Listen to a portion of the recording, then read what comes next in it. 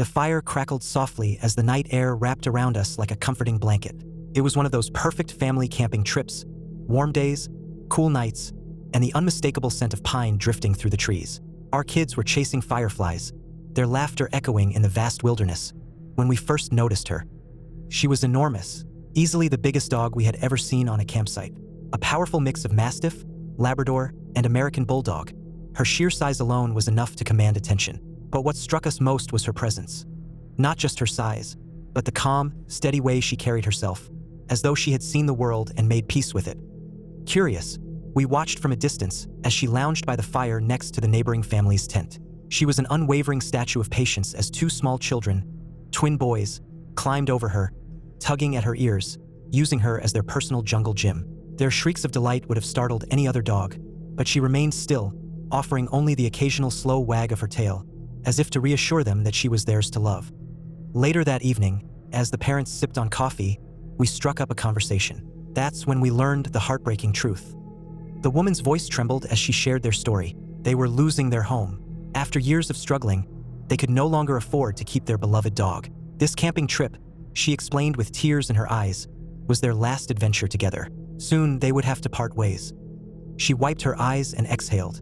I'm terrified she'll end up with the wrong person. She looks intimidating, and I know some people might see her as a fighter, but she's not. She's just a big, loving goofball. Something in my heart clenched. I looked at the dog, her massive paws, her warm brown eyes, the way she sighed deeply as she nestled into the camp chair, without hesitation, without even thinking about the logistics, the responsibility, or the challenges that would come. I heard myself say the words before I even realized I was speaking them. We'll take her. The relief on the woman's face was instant. Gratitude poured from her in waves, though there was still pain in her smile. It wasn't easy letting go, but she knew it was the right thing. A month later, we met again, and Candy, our new gentle giant, officially became a part of our family. The transition wasn't without its struggles.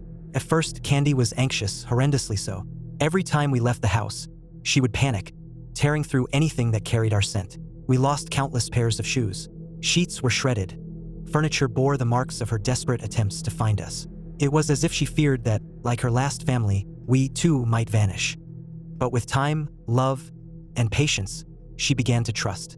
Slowly, the separation anxiety faded, replaced by the certainty that she was home. Now Candy thrives. She still gets to go camping, chasing after sticks with wild abandon, splashing through lakes with the energy of a dog half her size. She plays fetch with our kids and lets them curl up against her for naps. Our tiny, 10-pound Havanese, an absurd contrast in size, became her best friend, and the two are inseparable. Candy is the picture of gentle strength, the kind of dog that lets toddlers tug on her tail but stands tall and watchful when she senses anything amiss.